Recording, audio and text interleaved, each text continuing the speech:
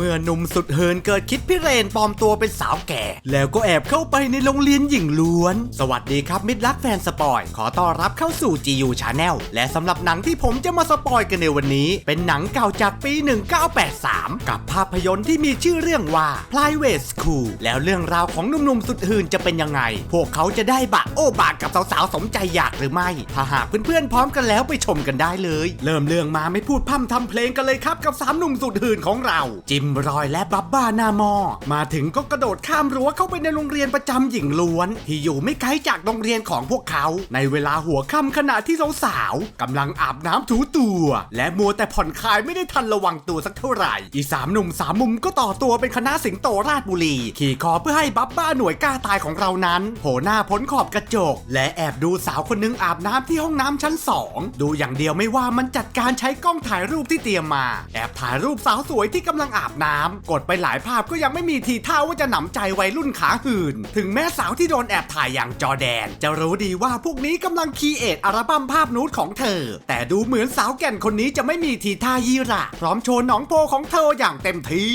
เธอไม่อายก็เพราะว่าเธอต้องการจะยั่วไอ้หนุ่มจิมที่กำลังกุ๊กกิ๊กอยู่กับสาวคริสตินคนนี้คริสตินและเบสตี้2เพื่อนซีนางเอกของเราก็รู้ดีว่าอีนางจอแดนตัวดีหรืออาจจะมายั่วหนุ่มๆของกูเบสตี้ก็เลยจัดการด้วยการไปเอาถุงใส่ขี้ม้าเอามาจุดไฟไว้แล้วก็มาวางไว้ที่หน้าห้องแม่มซะเลยจอแดนเปิดประตูมาก็ตกกระจายรีบกระทืบถุงดับไฟก็ดับแหละแต่ขี้ติดตามซอกเล็บตีนไปหลายนิ้วกลิ่นนี้โชยหอมจนแทบอ้วกเป็นที่ขายขี้หน้าของเหล่าสาวๆชาวหอหญิงซะจริงเชียวต่อมาคืนนั้นก็มีงานเลี้ยงที่จะเปิดให้นักเรียนหญิงกับนักเรียนชายทั้ง2โรงเรียนได้มาเจอกันซึ่งแน่นอนว่าเป็นที่รอคอยของเหล่าวัยรุ่นมุ่งเจริญพันธุ์อยู่แล้วบับบ้าที่กำลังกุ๊กกิ๊กกับสาวเบสตี้ก็รีบแยกตัวออกไปส่วนไอ้หนุ่มรอยสุดเนิร์ดก็ออกไปชวนสาวๆเต้นรำส่วนพระเอกกิมของเรานั้นก็ได้มาเจอกับสาวคริสตินแฟนสาวของเขาจากนั้นครูใหญ่ประจำโรงเรียนหญิงล้วนอย่างคุณครูดัชบ็อกก็มากล่าวเปิดงานการกุศลในครั้งนี้และดูเหมือนว่าความรักของจิมกับคริสตินจะสุกงอมและถึงเวลาที่เธอ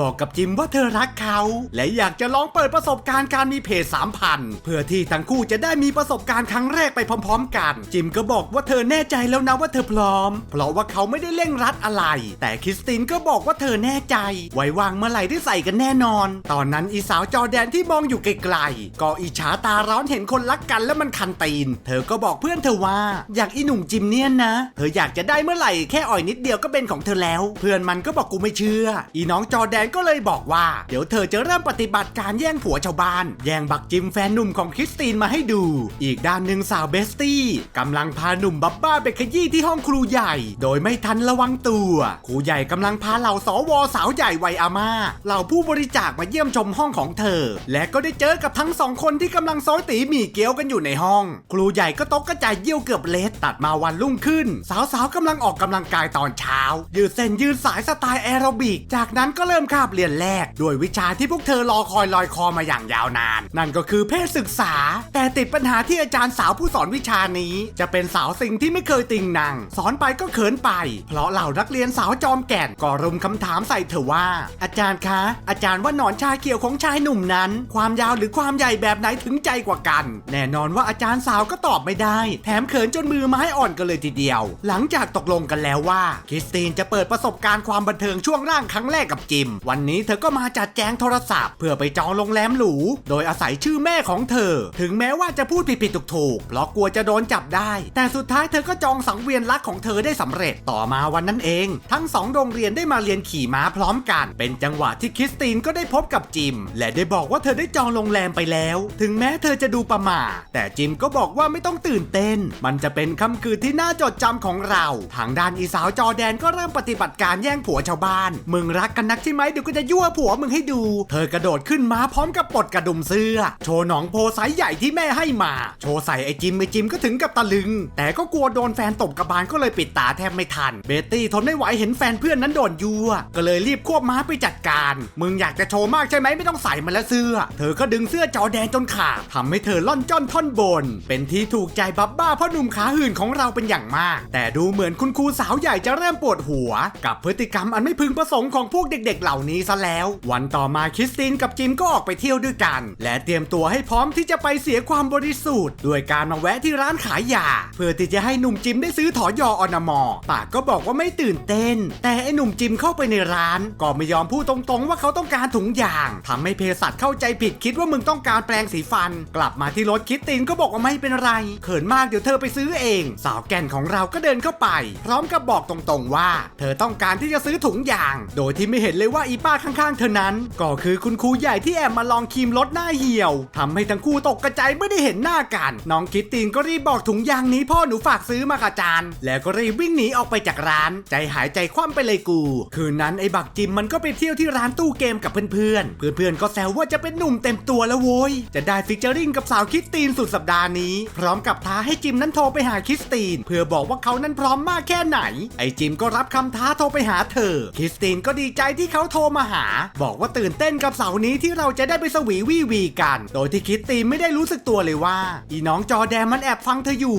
และรู้ว่าเธอกับจิมมีแผนจะไปมีอะไรกันกว่าจะรู้ตัวความลับของเธอก็แตกซะแล้วแต่เบสตี้ก็เห็นเพื่อนโดนล้อไม่ได้อย่ามาซ่ากับเพื่อนฉันคืนนั้นเธอเลยรอให้อีน้องจอแดนมันหลับไปและแอบเข้าไปล้อตะเข็บเสื้อเชียร์ลีดเดอร์วันต่อมาก็มีตารางที่จอแดนและเพื่อนๆของเธอจะซ้อมเชียร์ลีดเดอร์ที่สนามฟุตบอลเชียร์ไปเชียร์มาตะเข็บก็ปีเตาก็ทะลักออกมาต่อหน้าประชาชนทำให้อับอายขายขี้หน้ากันไปครั้งนี้เดือดร้อนถึงครูใหญ่ต้องเข้ามาจัดการเพราะทนความแก่นเซี้ยวของสาวๆพวกนี้ไม่ไหวแล้วครูใหญ่สั่งเตือนครั้งสุดท้ายห้ามก่อเรื่องอะไรไม่อย่างนั้นจะโดนไล่ออกแน่นอนครูใหญ่พูดเสร็จก็ไล่สาวๆออกไปจากห้องแล้วก็คงเครียดก็เลยควักวิสกี้ออกมาดื่มพร้อมกับชวนโค้ชวิชาพละมาดื่มด้วยกันแต่โค้ชก็บอกว่าเธอไม่ดื่มสุราเมลัยครูใหญ่ก็บอกว่าดื่มนิดเดียวเป็นยาแก้ความเครียดครูใหญ่พูดเสร็จก็เดินออกไปทิ้งขวดเหล้าไว้กับอีกโค้ชเธอชิมแล้วก็อร่อยดีก็เลยไม่ใช้แก้วแม่งเลยจัดยกทั้งขวดกระดกเป็นเป๊ปทีนเลยมึงทางด้าน3หนุ่มสุดหื่นของเราคืนนี้ทนความหงี่ไม่ไหวตัดสินใจปลอมตัวเป็นเหล่าสาวแก่สวผู้มาบริจาคปีนข้ามรั้วกะว่าจะเข้ามามั่วในหอหญิงเข้ามาถึงก็เห็นสาวๆเดินนุ่งน้อยห่มน้อยไอ้บักบับบ้าก็แทบจะพุ่งเข้าใส่อย่างเดียวเ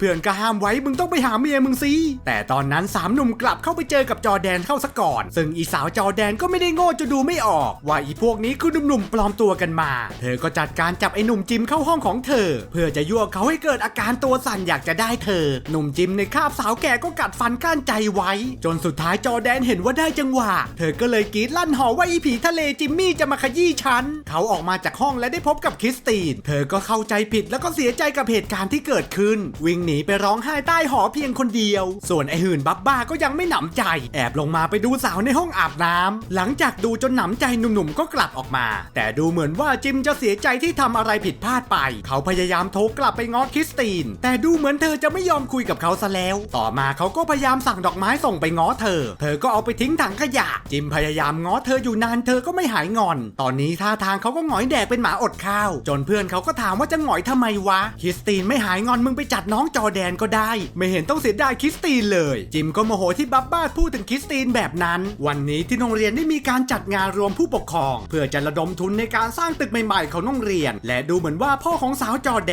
นจะเป็นเศรษฐีที่ครูใหญ่หมายมั่นปั้นหม้อว่าจะได้เงินบริจาคก้อนใหญ่จากเขาทางด้านสาวเบสซี่ก็มาบอกกับคริสตินว่าให้อภัยพ่อหนุ่มจิมมันเถอะเพราะเธอก็ดูออกว่าเพื่อนเธอยังรักเขาอยู่แถมยังบอกว่าดูอย่างเธอสิมีแฟนเป็นหนุ่มแสบอย่างไอ้บับบ้าเธอก็ยังให้อภัยเขาได้ตลอดมาต่อมาพ่อของจอแดนก็เดินทางมาถึงโรงเรียนพร้อมกับรถคันหรูที่หนุ่มๆก็ต่างให้ความสนใจพ่อของจอแดนก็เป็นตาเท่าหัวงูดีๆนี่เองที่เปลี่ยนสาวๆไปเรื่อยๆจนลูกสาวเหนื่อยใจที่งานนั้นเองในที่สุดคริสตินก็ได้เจอกับจิมและเขาก็ได้บอกเธอว่าระหว่างเขากับจอแดนไม่ได้มีอะไรกันและเขาก็ยังรักเธอเหมือนเดิมซึ่งสาวคริสตินก็ให้อภัยเขาและได้กลับมาคืนดีกันทางด้านครูใหญ่ตอนนั้นเดินไปที่รถของพ่อจอแดนและนึกว่าคนขับรถเป็นพ่อของเธออีตาคนขับก็ได้ทีสวมบทบาทเศรษฐีเท่าพร้อมกับบอกว่าถ้าอยากได้เงินบริจาคแล้วล่ะก็คุณครูก็เข้ามาในรถกับผมก่อนสิครับครูใหญ่เห็นแบบนี้ก็แอบมีความต้องการอยู่ลึกๆก็เข้าไปคั่วกับเศรษฐีตัวปลอมกันอยู่ในรถแต่แล้วตอนนั้นเองไอ้บับบาก็พาสาวเบ็ตตี้มาขยี้ที่เบาะหน้าและก็ได้รู้ว่าที่เบาะหลังครูใหญ่กำลังโดนขยี้อย่างเมามันเธอจึงแกล้งด้วยการที่รถหรูคันนี้มีลำโพงจึงเปิดไมค์และแอบวางไว้ที่เบาะหลังจนเสียงคลางของอาจารย์ใหญ่ดังลั่นไปทั่วโรงเรียนกว่าครูใหญ่จะรู้ตัวก็สายไปซะแล้วเธอโมโหบีบคอไอ้บับบ้าจนมันเผลอทำเบรกมือหลุดรถคันหรูก็พุ่งลงเนินลอยละลิ้วจมลงในสระน้ำจนคนทั้งงานได้รับความบันเทิงกันไปหลังจากงานเลิกก็ถึงเวลาที่จิมจะพาสาวคริสตินไปเที่ยวที่โรงแรมที่เธอนั้นจองเอาไว้พร้อมกับคืนวันอันแสนหวานที่รอทั้งคู่อยู่ทั้งคู่ก็ขับรถมาถึงโรงแรมพร้อมกับเช็คอินเรียบร้อยแต่ ดูเหมือนว่าเมื่อเข้าห้องไปแล้วสาวคริสตินจะเกิดประหม่าและไม่รู้สึกถึงความโรแมนติกเธอจึงบอกกับจิมว่าเธอยังไม่พร้อมยังไม่อยากให้มันเกิดขึ้นในตอนนี้ซึ่งจิมก็เข้าใจเธอดีและพร้อมที่จะรอทางด้านอีบับบาก็หลอกให้สาวจอร์แดนมาที่หอชายพร้อมกับพนันกับหนุ่มๆว่ามันจะทำให้จอร์แดนนั้นแก้ผ้าได้พวกหนุ่มๆก็แอบไปอยู่ในตู้เสื้อผ้าเพื่อให้บับบาได้บรรเลงความตอแหลมันก็โกหกว่าอีกไม่นานไอ้หนุ่มจิมก็จะกลับมาทั้งที่ตอนนี้จิมมี่ไปอยู่กับคริสตินเรียบร้อยสุดท้ายไอ้บับบาก็แกล้งเปิดแชมเปญรถเสื้อของเธอเพื่อให้จอร์แดนต้องถอดชุดของเธอออกและหนุ่มๆก็ได้เห็นเธอเปลือยสมใจแต่ก่อนที่มันจะได้เห็นเธอลอนจอนเบสตี้ก็มาที่ห้องซะก่อนและก็จัดการเล่าความจริงจนอีบับบาตัวดีโดนจอร์แดนและเบสตี้เล่นสนวมส่วนทางด้านจิมมี่และคริสตินก็ไปนั่งเล่นที่ทะเลกันในตอนเช้าและดูเหมือนบรรยากาศที่ทั้งคู่ตามหาจะไม่ใช่โรงแรมหรูแต่เป็นธรรมชาติแห่งนี้ในที่สุดทั้งคู่ก็ได้มีความสัมพันธ์กันอย่างสุดแสนจะโรแมนติกกันที่ริมทะเลเป็นครั้งแรกวันรุ่งขึ้นก็ถึงพิธีจบหลักสูตรครูใหญ่ก็มาให้โอวาทกับนักเรียนสาวจอมแก่นทุกคนแต่ดูเหมือนสิ่งที่สาวๆแก่นเสียพวกนี้มอบให้กับครูใหญ่เป็นครั้งสุดท้ายนั้นก็คือความทะเลนของพวกเธอที่จะติดตาตึงใจครูใหญ่กับพวกเราคนดูไปอีกนานแสนนานและหนังเรื่อง Private School ก็จะจบลงแต่เพียงเท่านี้เป็นยังไงกันบ้างครับกับหนังเรื่องนี้อาจจะไม่ใช่หนังที่มีสาระสักเท่าไหร่เน้นไปที่ความตะลึงตึงตังซะมากกว่าถ้าเป็นหนังแนวนี้สมัยนี้คงนึกถึงเรื่องพวกอเมริกันพายอะไรพวกนี้แนวเดียวกันกับหนังเรื่องนี้แล้วเพื่อนๆล่ะครับชอบหนังเรื่องนี้กันไหมคิดเห็นยังไงก็คอมเมนต์บอกกันได้สำหรับภาพยนตร์เรื่อง Private School ออกฉายครั้งแรกเมื่อปี 1983 ได้คะแนนจากเว็บ IMDb ไปถึง 5.2 คะแนนถ้าถูกใจก็อย่าลืมสนับสนุนช่องของเราไม่ว่าจะเป็นการกดไลค์กดแชร์หรือคอมเมนต์หรือถ้าใครอยากจะโดเนทหรือซุปเปอร์แตงก็จัดไปเป็นเกียรติประวัติกับช่องเราเป็นอย่างมากหรือถ้าใครสนใจอยากจะเป็นสปอนเซอร์คลิปของเราก็ติดต่อทีมงานกันมาได้เลยแล้วกลับมาพบกับ GU Channel ได้ใหม่ในตอนถัดไปสำหรับวันนี้ลาไปก่อนสวัสดีเด้อ